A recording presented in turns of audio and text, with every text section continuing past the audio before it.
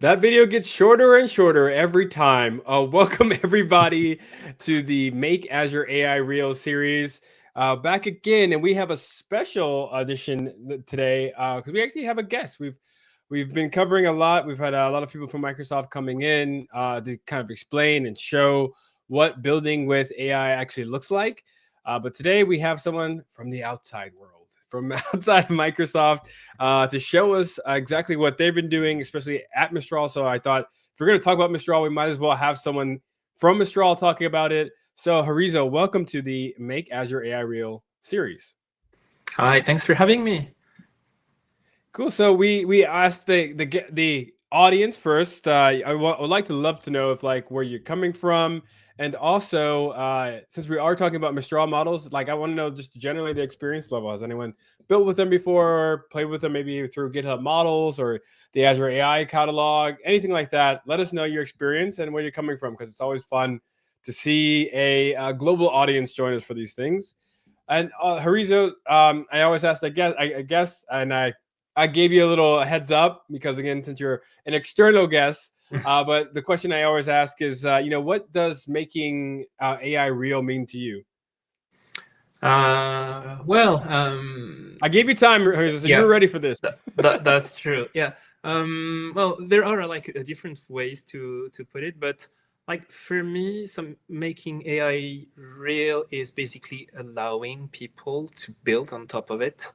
AI itself is not really the end game. It's more like the toolbox that anybody should be like freely able to use to build their own thing, because using AI can mean a lot of different things depending on the use case, depending on the people. There is no like single ubiquitous definition, I believe. And well, this is something that I believe in personally. This is also something that is guiding us at Mistral to basically equip people as best as we can with models that can basically fit their needs, so that they can like go out there and build whatever they want to build, which is powered by our models. Nice. That was a great answer, and almost too good of an answer, because I think that giving you that heads up give you some time. So next time I'm not gonna give anyone a heads up. I'm just gonna spring it on us. Cool. So welcome to again Make Your Azure AI Real. We've been trying to piece all these episodes together. I gave a little bit of Harizo's in terms of like what we've been trying to build at least. We've been kind of building an education startup, tying all the things, all the different tools and platforms that we have. So today, again, we're going to be focusing on building with Mistral models. And then next week, we actually also have another guest out there from Cohere. We're going to look at the world of agentic RAG. So I've made this super clean AKA link. So if you do want to join that one, it's just aka.ms/next episode.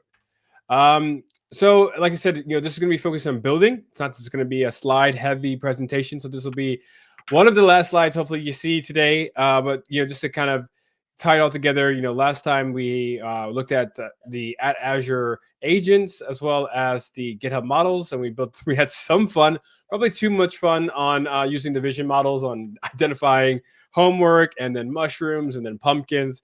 It was a little crazy episode. Do check that one out if you want to. But I'm going to leave it up to Harizo to take it away to talk about what we're building today. We also have a collection of all of the repos and knowledge that we've gone through the whole series. So Anna will drop that link somewhere below eventually. And then we, if you're like looking for more answers and things like that, we do have an Azure AI Discord. And I've made a little special place for us in that big server. We can just talk about the episodes here and all the content there. So do join us there. But Harizo, the floor is yours. Tell us how we can, like you said, build on the platform, build on Mistral models, build the new things that we see out there. All right. So without further ado, I'm going to go through a tiny number of slides. I promise this won't be long. I gave you 3 Be limits, boring. so if you go over 3, then I might just shut the stream down. No, I'm joking. Okay, so it will feel like 3 slides, promise. So, quick word about who we are. So, we are a French, we're a French startup, not so small after like almost 1 year of existence.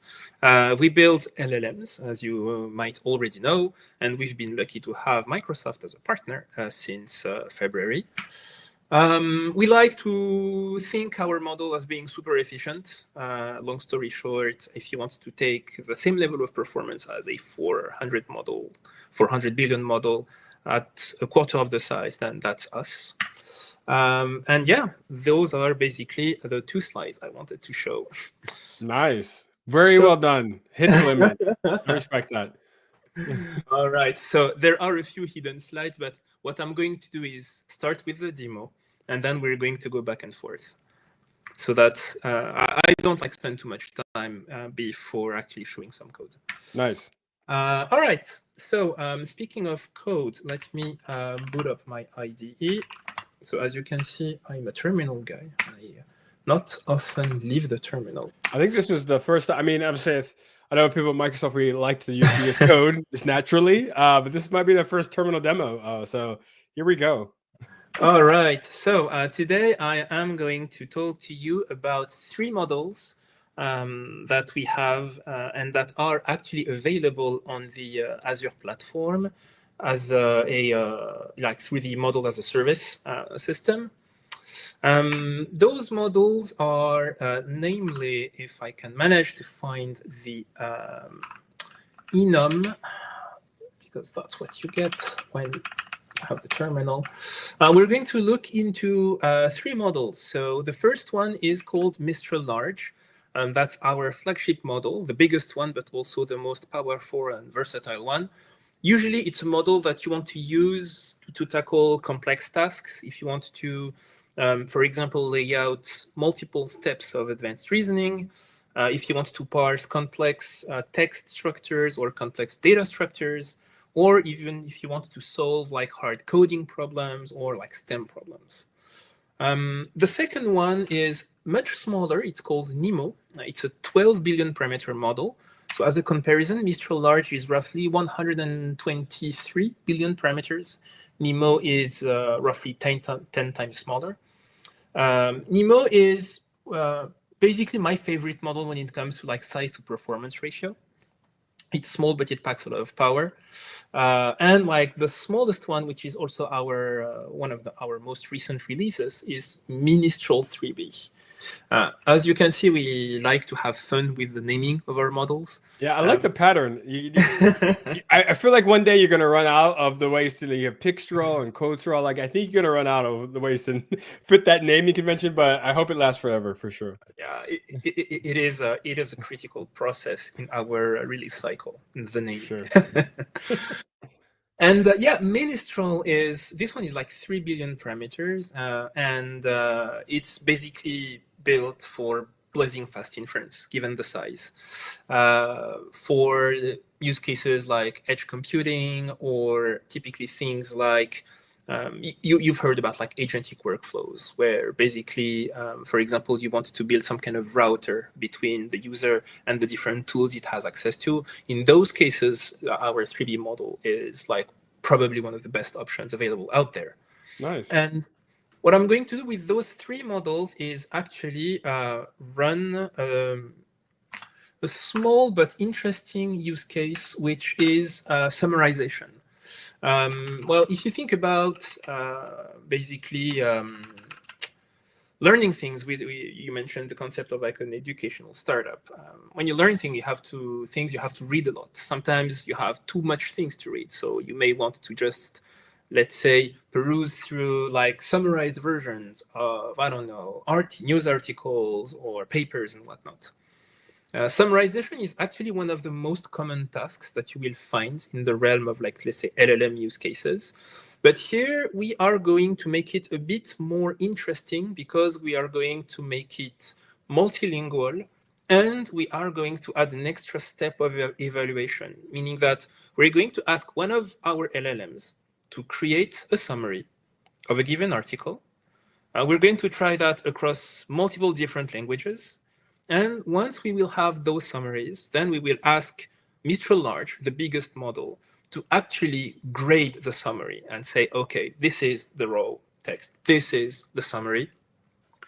We're going to give it a few evaluation criteria, and the model is going to give us basically a grade for each of those criteria on whether or not the summary is basically abiding by the rules it was given in the criteria. So far, so good? I think so. I mean, I was going to say this maybe needs a slide so so people visually can see the architecture that you're going with. But this is good. I think everyone's following along. Hopefully. Yeah. So I'm not going to go like through the entire code in detail. What I'm going to do is actually run the first step, and then we will like recap step by step. So for that, I am going to switch panes. I am going to use this. So by the way, if you're not using UV to create virtual environments in Python, you definitely should. This is like a game changer. I love it. Nice. So I'm going to start with my first command, which is called summarize. So let's see what it does. Under the hood, I'm using another cool Python tool, which is called Typer, which is like super convenient when it comes to building like small scripts or small CLIs. So here, what I'm going to do is I'm going to grab a few, let's say, news articles from different sources. We can actually look into the different sources I have available. So those are indexed by language. We have Spanish, German, Korean, Swahili, English, and French. So good diversity over here. And each of those points to a Hugging Face dataset. Obviously, we're not going to download everything, otherwise it's going to be too big.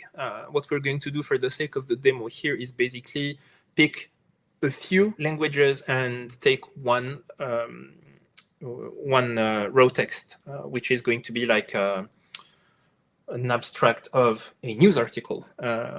And we're going to basically feed that to our small pipeline. Oh, so the first thing is, so I'm going to say, so here I have two arguments. I have input and output languages. So what I'm going to do is, let's say, pick a few languages. Let's pick, I don't know,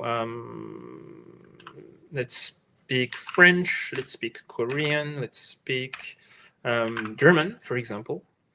And we want our summaries to be written in a specific language, which is going to be English. So here, and like in this, you see like the let's say the main first step. What we're going to do is pick a model. So in our case, we're going to pick a small model because we want our summarization task to be done quickly enough. We can pick whatever model that is available out there, but you have to always remember that in a more, let's say, realistic setup, this is something that you're not going to do like once or twice, but more in a batch like fashion. Like you have a bunch of text input and you want to basically process them. And like the smaller the model, the faster the inference, obviously. The smaller the model, also, you may also be constrained by the level of complexity that the model can handle. So what I'm going to do is start with NEMO, which is actually a good compromise. It's best of both. Start with your favorite. Start with your favorite. Why not? So then under the hood, the code is going to fetch the news article. It is going to start the summarization for each of them. And to be fully transparent, we can actually, while it's running, look into the summarization process. And as you can see, it is fairly simple. We are looping across each of the articles that we are gathering. And we're just asking the model this. Write a 1-2 sentence summary in journalistic, so the language. So here we're just parsing the output language argument that we provided to the command line of this article. And we are also obviously passing the article. And basically that's it. And then we're collecting all of that. It's a short summary. It's going to be it's going to be interesting to get look at the context it gets out of it. Each article. Yeah. So I may have to zoom out a bit here or to scroll up. But as you can see, if we take the example of like, so this one, this is a big one. Like this is the French article, the first one probably. And here, the summary is over here. The article discusses the latest news from France, etc., etc. So as you can see, the summary, the size of the summary, if you compare like the first article and the second article, keeps always the same ratio compared to the size of the article. For example, Nice. for a much shorter article over here, the summary is 3 lines long, whereas here it's like roughly 10 to 15 lines for a much bigger article. So that's already good news. First. Second, as you can see, like we do have some very exotic languages over here. Well, exotic and not so exotic compared to where you are, but of course. Yeah. Shout out to the Korean audience.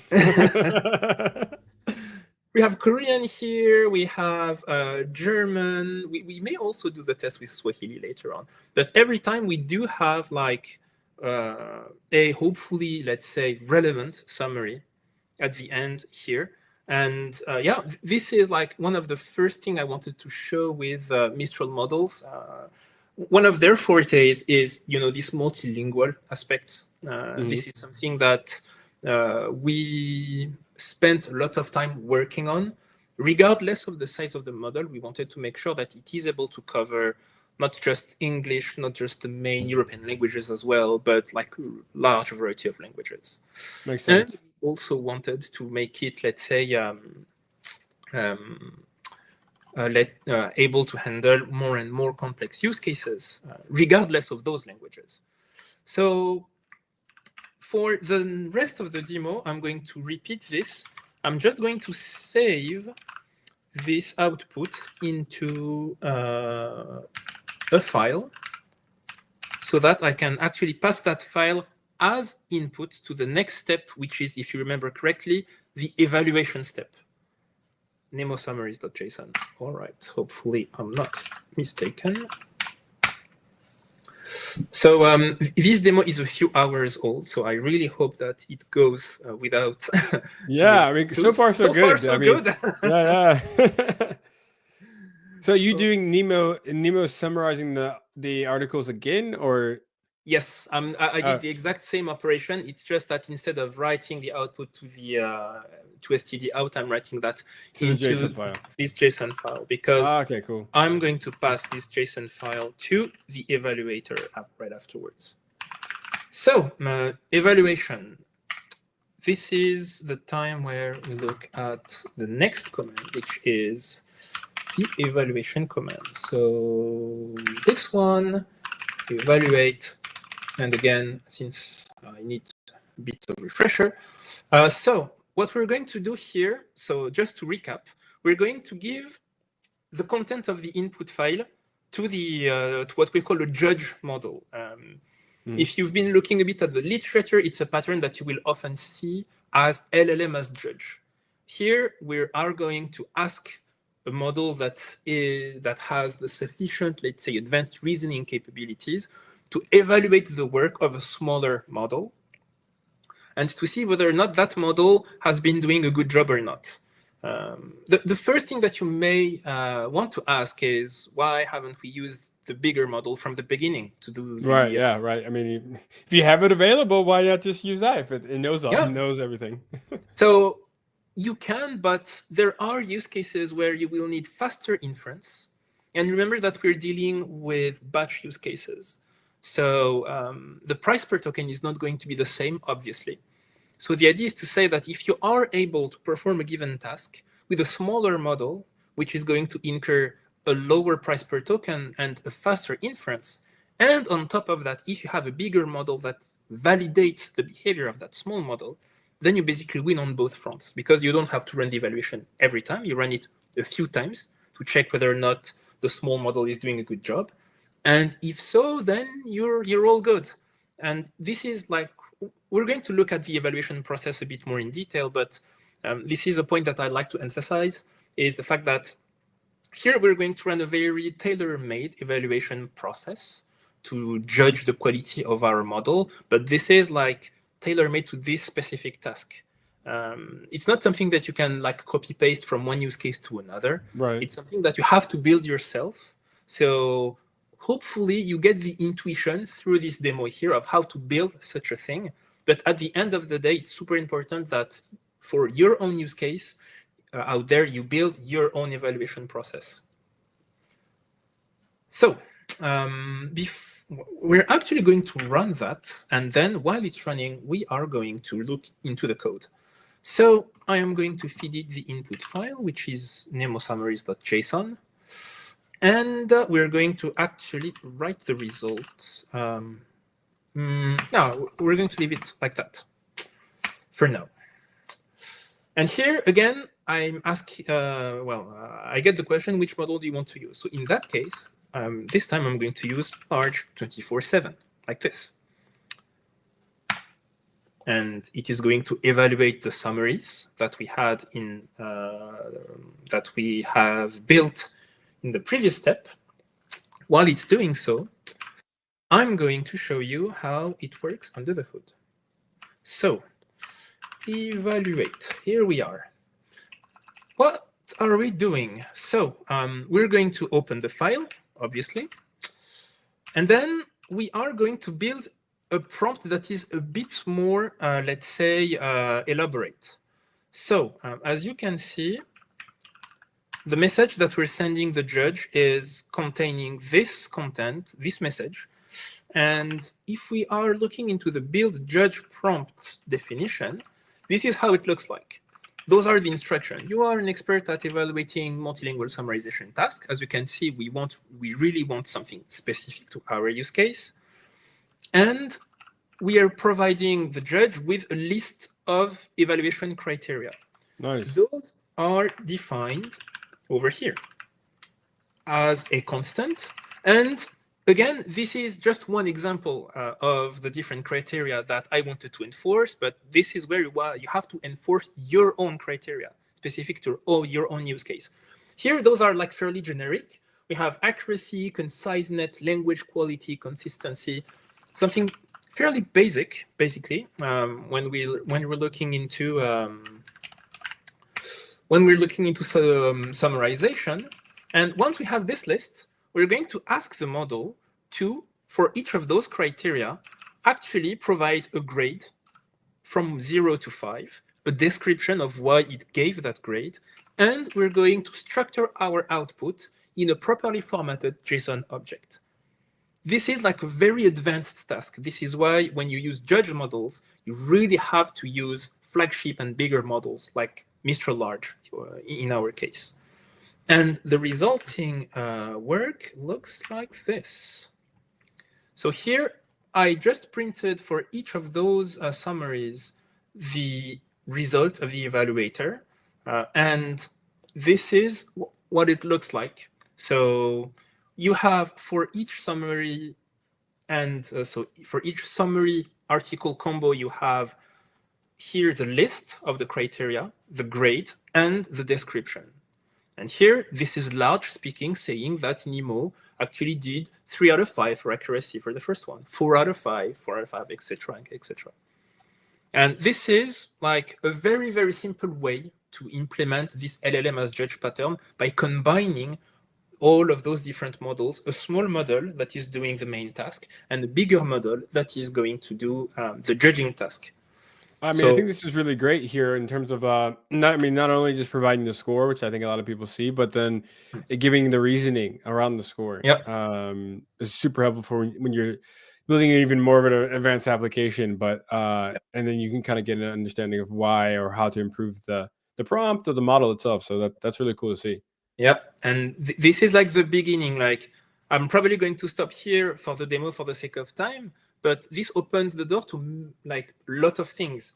Now we can try actually having Mistral 3B do the summaries and compare the grades with NEMO to see whether or not it's worth going even smaller in terms of model size. You can use 3B even as a routing agent, saying that depending on the language, you may want to use one model or the other. There are like tons of possibilities here. And let's say the main intuition and the final messaging is to say that, and this is where I'm going back to the slides. Here, like depending on the models that you want to use, you will look into the capabilities of the model. You will look into what the model is good at. And then you're going to build what you want to build for your use case. And you're going to pick from the Mistral roster which model is going to fit best to your use case. Obviously, if you want to, you can pick, for example, large for everything, but it may not be super cost efficient. Yeah. You may want to pick 3B for everything. It's going to be super fast, but when you gain in complexity, maybe you will hit some kind of thresholds. So yeah, and like if you want to go like further than that, this is how I like to think what the most the funniest next step would look like. You use this 3B guy as a router, and you build something even more complex on top of that. So this is what I like to think as the simplest form of agentic workflow, because everybody's talking about agentic workflows nowadays. Yeah, they definitely are. But this one, like if we were to like map that to our example, imagine that you ask the summarization task to be done here. Well, the RAG part is not really useful here. We're going to more rely on the tooling part. Maybe you have an external service that can do the summarization for you. Maybe depending on the use case, depending on the language, depending on the size of the text, depending on the complexity that is contained semantically within the text, you may want to route that to another model, in which case you can pick between NEMO, between large, between maybe other models. And of course, this can be implemented recursively, because those models here, they may also have access to other tools and so on and so forth. Nice. I think one of the questions that we get a lot when we talk about the Mistral models is obviously you have different families of models, the open source models and the, I guess, enterprise models. How do you help developers kind of think about those differences? So historically speaking, there are like two main model families. The open source ones, so everybody knows the old and venerable 7B that we released more than a year ago now. But like through time, we developed new open source model. We also developed, let's say, state-of-the-art models for specific use cases. For example, for edge use cases, we have the Mistral series, the 3B that I mentioned earlier, but also the 8B. Those ones are more for a commercial usage, and they will typically be made available on a platform such as Azure AI as a, let's say, model as a service style consumption method. For the open source model, the idea is to like let the community use them, so they can manually deploy them, spinning up their own like GPU powered machines. They can tweak them however they want. But I would say that the most interesting models, like the flagship ones, should it be from the perspective of like reasoning capabilities, or let's say a size performance ratio, are like large and Mistral. So especially on Azure, this is where I see the most interesting things happening. So we got, so this is what I like about the show, is that we get people that very specific questions that show that they're building, like, you know, making AI real. So Ashok has asked around the Mistral large models, if they incur the same tokens when evaluating the summary generated from NEMO model. So I guess again, that pipeline that you built, is that from a cost perspective, the same tokens, and, you know, how does it sort of handle reviewing the original article for grading? Yeah, so you are indeed going to send all of the tokens from the raw input that you sent to NEMO for the summarization, because remember that you need the raw input and the resulting output. You need both of them to do the evaluation. Fortunately, if you're doing like batch things, it kind of like falls back to a pattern that you may already know when dealing with machine learning. You have a test set that is probably going to be smaller than your, let's say, actual working set. You want to evaluate the performance of the model not on all of the summarizations you've done, like what we did today, but maybe on a small sample. Hopefully that sample is representative of the overall workload. But for that sample, yes, you're going to need to pass all of the tokens of the raw input. Got it. That's a great question, though. I mean, again, a lot of times I think either people don't think about that, or they think about it too much, and then they don't do the evaluation, or think it's maybe an unnecessary step in terms of building with these tools because of the, you know, maybe the cost controls or things like that. Yep. So, but for sure something to think about as well. Yeah. So speaking of which, it's something that we don't really talk often, but if you go to our GitHub, you will see a repository called Mistral Common, which is public. and which contains our tokenizers. So you can very easily grab the tokenizers and perform any encoding operation that you see fit to know beforehand how many input tokens are going to be consumed by a given model. This gives you a good way to like compute some kind of like back of the envelope amount of total tokens. If you already have an idea of the number of output tokens, it's always interesting to have that in mind, especially for summarization when you already know beforehand the size of the input text that you're going to feed to the LLMs.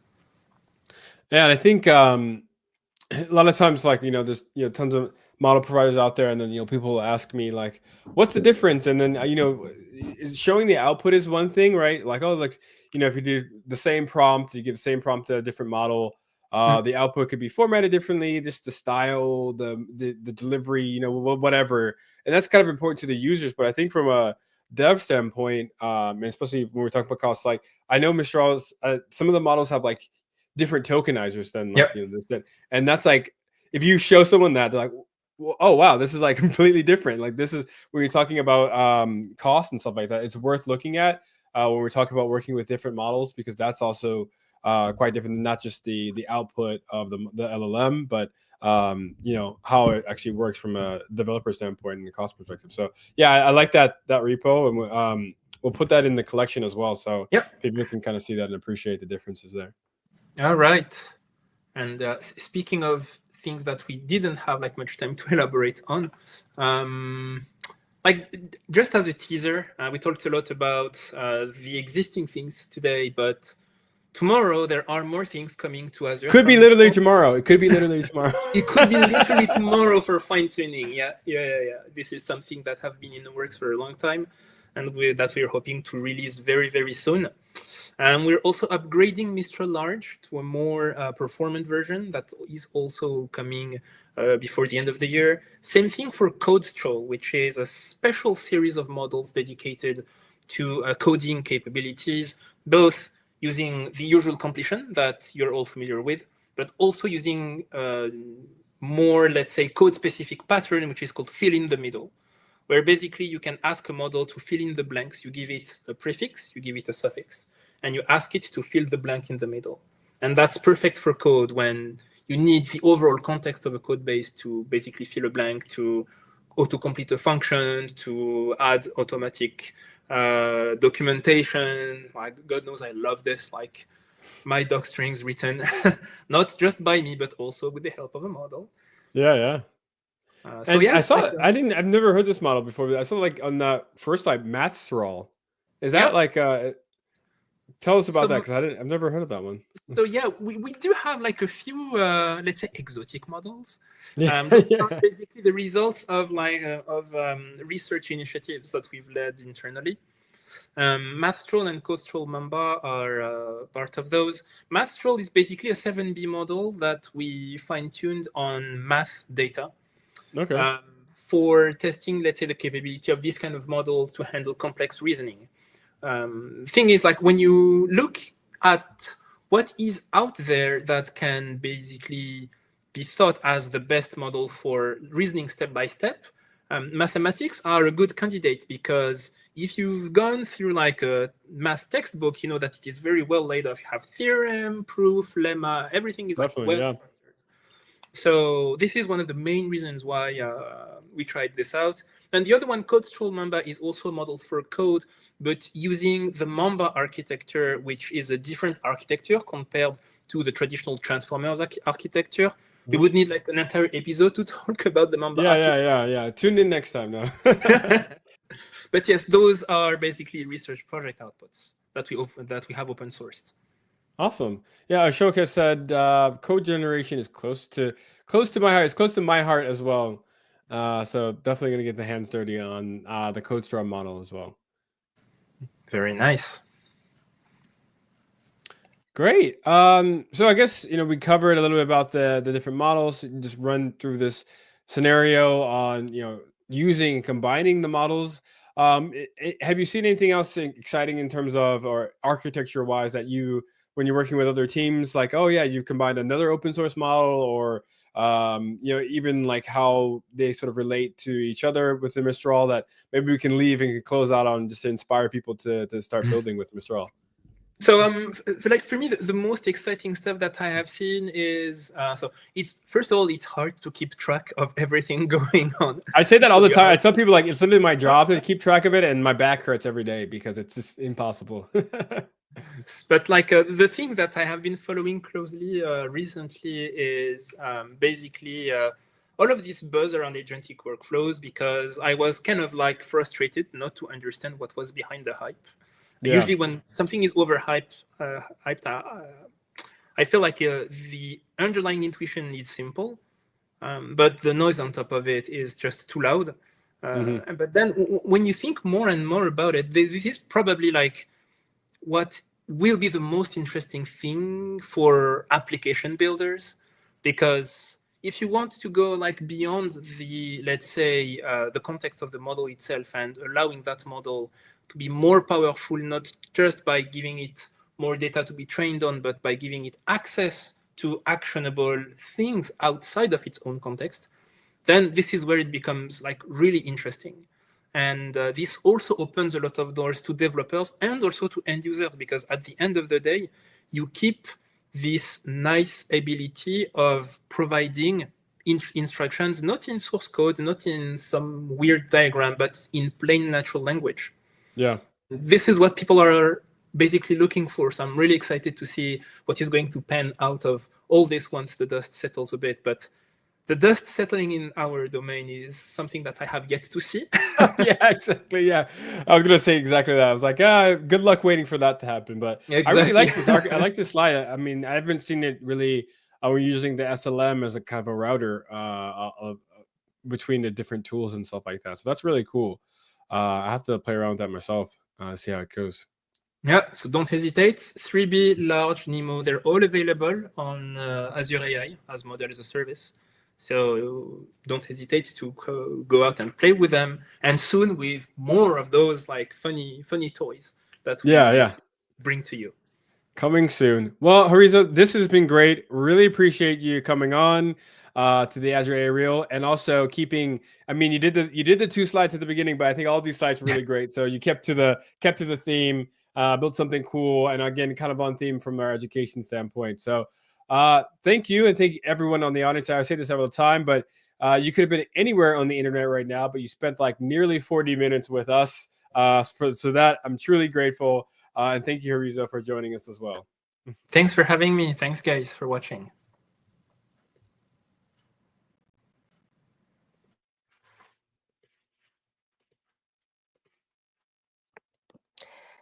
Thank you, everyone, for joining. Thank you to our speakers. We're always looking to improve our sessions and your experience. If you have any feedback for us, we'd love to hear what you have to say. You can find that link on the screen or in the chat, and we'll see you at the next one.